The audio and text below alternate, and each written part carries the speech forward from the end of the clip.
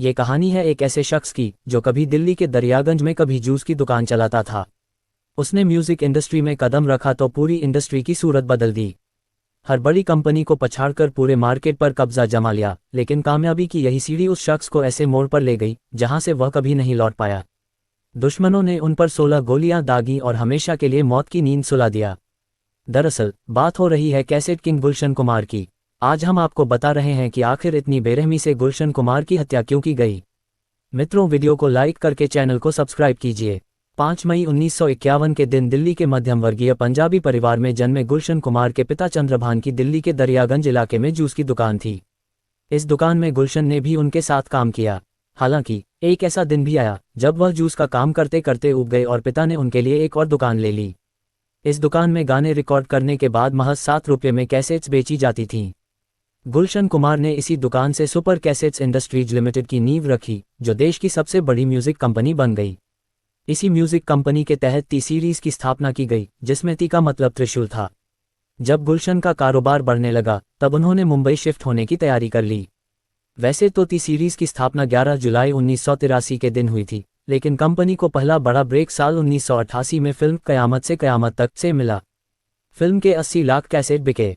1990 में रिलीज हुई आशिकी के म्यूजिक एल्बम ने तो रिकॉर्ड ही तोड़ दिए और कंपनी को शिखर पर पहुंचा दिया। बस इसके बाद से गुलशन कुमार कैसेट किंग कहलाने लगे। साल 1997 तक टिप्स और सारेगामा को पछाड़ते हुए टी सीरीज ने 65% मार्केट पर कब्जा कर लिया। हर बड़ी फिल्म के म्यूजिक राइट्स टी सीरीज की झोली में आ चुके थे। बस इसी साल बेरहमी से गुलशन कुमार का कत्ल कर दिया गया।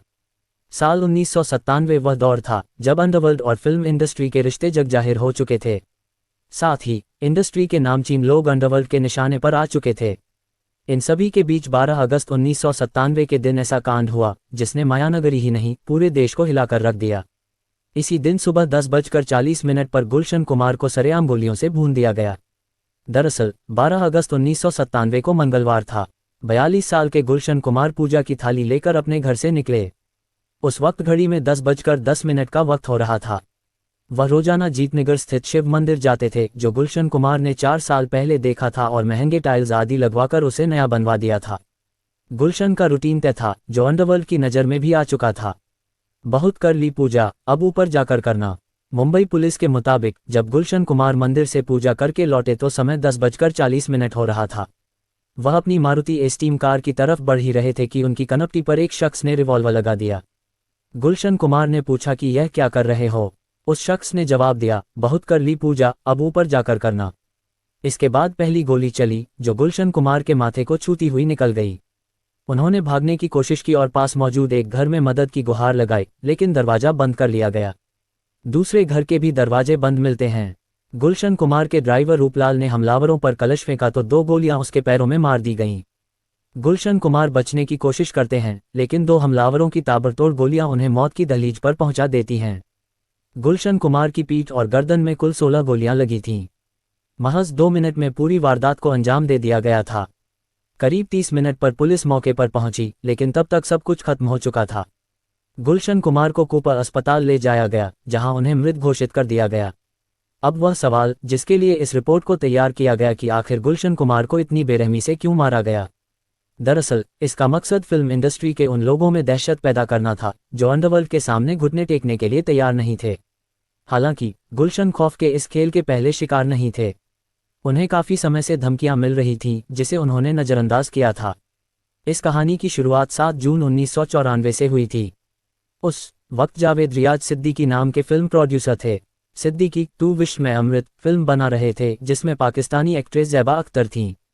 कहा जाता है कि दाऊद इब्राहिम के इशारे पर ही उन्हें फिल्म में लिया गया था, लेकिन साइन करने के कुछ ही दिन बाद सिद्दीकी ने उन्हें हटाने का फैसला कर लिया। इससे दाऊद नाराज हो गया और 7 जून 1994 के दिन प्रोड्यूसर की हत्या कर दी गई।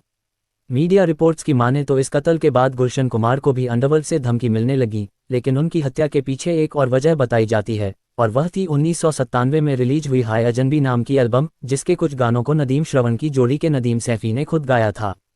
नदीम चाहता था कि टी सीरीज इस एल्बम के राइट्स खरीद कर इसे प्रमोट करे, लेकिन गुलशन तैयार नहीं हुए।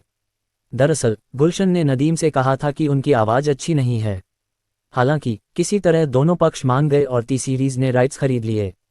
एल्बम के प्रमोशन के लिए वीडियो भी बनाया, लेकिन कामयाबी हाथ नहीं लगी। नदीम ने इसके लिए गुलशन कुमार को जिम्मेदार ठहराया और देख लेने की धमकी दी। 5 अगस्त 1997 के दिन गुलशन कुमार को अंडरवर्ल्ड डॉन अबू सलेम ने कॉल किया। उसने कहा, वैष्णो देवी में रोज लंगर खिलाते हो, कुछ हमें भी खिलाओ। इसके बाद सलेम ने 10 खोखे यानी 10 करोड़ रुपए मांगे। साथ ही नदीम के एल्बम को लेकर भी सवाल पूछा।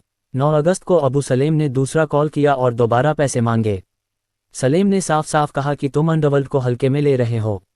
दरअसल इन धमकियों के बाद बावजूद गुलशन कुमार ने पुलिस से शिकायत नहीं की, जिसका खमियाजा उन्हें अपनी जान गंवाकर भुगतना पड़ा।